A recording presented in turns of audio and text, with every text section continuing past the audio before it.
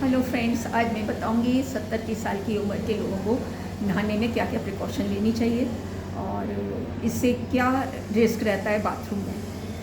Mostly होता क्या है, आपने देखा होगा बहुत से बड़े लोगों का बाथरूम में गिरना, ये ज़रूरी नहीं है कि वो स्लिप हो गए हों। वो स्लिप होने का तो अलग ही रीज़न रहता है, लेकिन जैसे ही नहा के निकलते हैं या नहाते हैं तो उनको बाथरूम में उनको चक्कर आते हैं और गिर जाते हैं। ऐसा क्यों होता है? या तो वो खाना खाने के बाद नहाते होंगे। खाना खाने के बाद नहाने से क्या होता है, सारा ब्लड सर्कुलेशन पेट में आ जाता है और थोड़ा ब्लड ब्रेन में रहता है। लेकिन जब हम बाथरूम में जाते हैं और ठंडे पानी से नहाते हैं तो वो ब्रेन का सर्कुलेशन भी जो होता है, ब्लड सर्कुलेशन होता है, वो भी पेट की तरफ आ जाता है, क्योंकि उन्हें खाना पचाना होता है। और हम जैसे ही पानी डालते हैं तो हमारा ब्लड सर्कुलेशन जो ब्रेन में है वो कम हो जाता है। उस कम होने की वजह से मोस्टली आप लोगों ने देखा होगा बाथरूम में कोई बुज़ुर्ग गिर गया।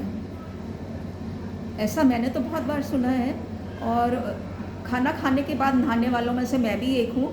लेकिन मैं चेंज कर रही हूँ धीरे धीरे, कि चाहे मेरे को दोबारा नहाना पड़े, दोबारा ब्रश करना पड़े तो चलेगा, लेकिन मैं चेंज करूँगी इस हैबिट को। क्योंकि मोस्टली क्या होता है, सर्दियों के दिनों में टेम्परेचर बहुत सारा कम रहता है बाथरूम का। और बाथरूम में मोस्टली क्या करो, अगर इससे बचना है तो आपको जहाँ वैसे तो ब्लोअर लगा दो। अगर ब्लोअर भी नहीं है आपके पास तो बाल्टी में पानी निकालो, उसकी जो स्टीम होती है उससे बाथरूम गर्म हो जाता है। गर्म हो जाता है और आप अपने कपड़े बाद में उतारिए, पहले मत उतारिए। और पैरों पे पानी डालना, सबसे पहले आप नीचे पैरों पे पानी डालेंगे, उसके बाद घुटनों पे डालेंगे, उसके बाद आप कंधों पे डालेंगे।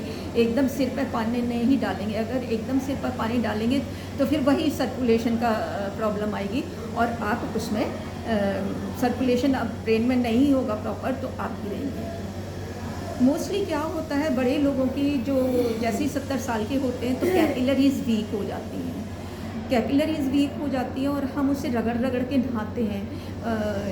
मतलब ये झावा ले लिया या स्क्रब ले लिया या खुरदुरा हमने टॉवल ले ली, उससे रगड़ रगड़ के नहाते हैं। हमारे जैसे ही हम 70 साल के होते हैं, हमारा ओमेगा 3 हमारे डाइट में नहीं होता, क्योंकि हम फ़िश नहीं खाते हैं और ओमेगा अलग से लिया भी नहीं जाता है, ओमेगा 3। तो क्या होता है, हमारी आर्टरीज जो हैं, वेंस हैं, वीक हो जाती हैं। और उस वीक होने की वजह से जब हम उसे खुरदरे तौलिए से रगड़ते हैं तो वो ब्रेक हो जाती हैं, और उस ब्रेक होने की वजह से सर्कुलेशन प्रॉपर नहीं हो पाता। उस सर्कुलेशन नहीं हो पाने की वजह से और हम पानी डालते हैं और एकदम खड़े होते हैं तो हम पानी में आराम से गिरेंगे।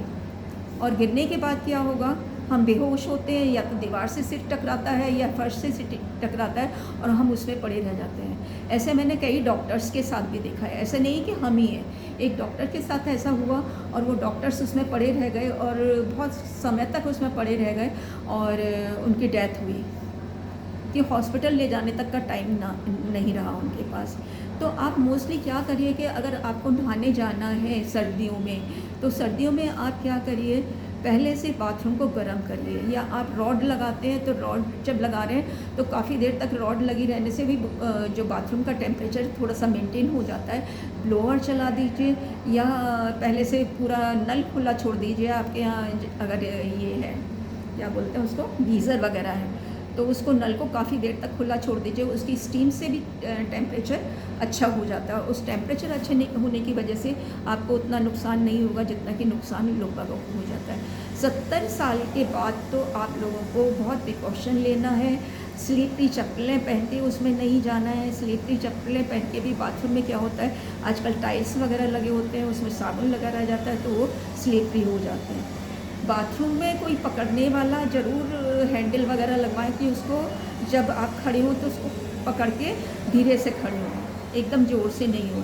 और धीरे धीरे बैठे बैठे अपने शरीर को टैपिंग करके पहुँचिए और सॉफ्ट टॉवल रखिए।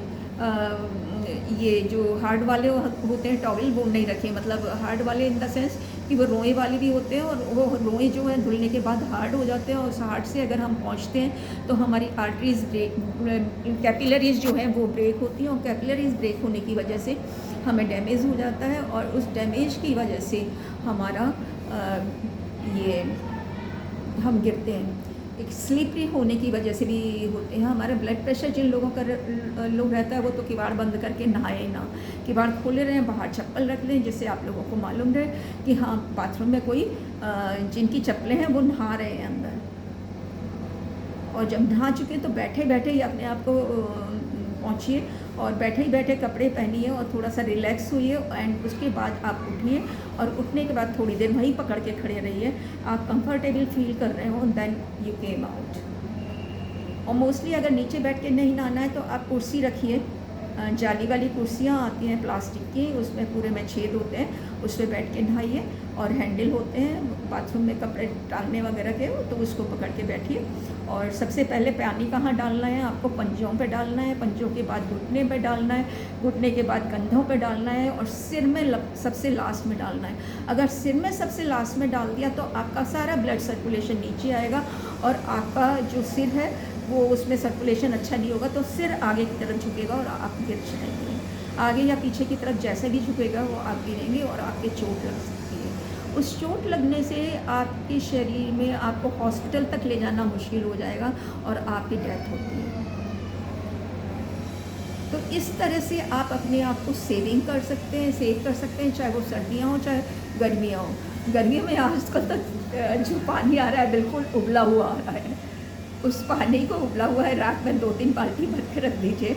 उस उबले हुए पानी को जब वो ठंडा हो जाए तब नहाइए। नॉर्मल मतलब नॉर्मल ठंडा इन द सेंस ये नहीं कि फ्रिज की तरह से ठंडा हो जाए, नॉर्मल हो जाए, जो बॉडी सहन कर सके उसकी अकॉर्डिंग हो जाए। और गर्मियों में भी पैरों में मतलब जो पानी का तरीका है, पैरों में डालिए, घुटनों में डालिए, कंधे में डालिए एंड आफ्टर देन सिर पे डालिए। सिर को सबसे बाद में डालिए। मोस्टली क्या होता है लोग सिर पे सबसे पहले डाल लेते हैं। सिर पे सबसे पहले डालने की वजह से वो पानी जो ठंडा होता है उसका सर्कुलेशन नीचे आता है, ऊपर की तरफ फ्लो नहीं करता और उस फ्लो नहीं करने की वजह से आप आगे की तरफ गिरते हैं और उस गिरने की वजह से आपके साथ जो नुकसान होता है और आपकी डेथ होती है, फ्रैक्चर्स हो जाते हैं। तो इस तरह से आप ऐसी तरह से जब पॉट पे बैठें, पॉट पे भी जब बैठते हैं तो आपको पॉट पे भी बैठने का ध्यान रखना चाहिए कि आप उस पर झुक के बैठते हैं। मोस्टली लोग झुक के बैठते हैं आगे की तरफ। तो अगर आगे की तरफ झुक के बैठे हैं तो पहले आप उस उठने से पहले आप पहले बैक में आइए, जैसे नॉर्मल बैठते हैं उसमें नॉर्मल आइए, फिर दीवार को पकड़ के उठिए एंड उठने के बाद थोड़ी देर बाद उसका मूवमेंट करके आप बाहर आइए।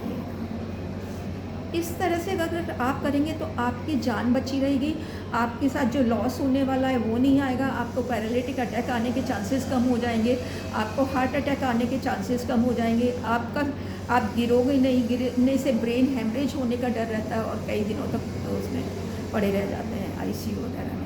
तो इस तरह की अगर चीज़ें करेंगे, थोड़ी सी सावधानी ज़रूर है, उस सावधानी को आप सावधानी से जब चीज़ें करेंगे तो आपको बहुत बेनिफिट रहेगा।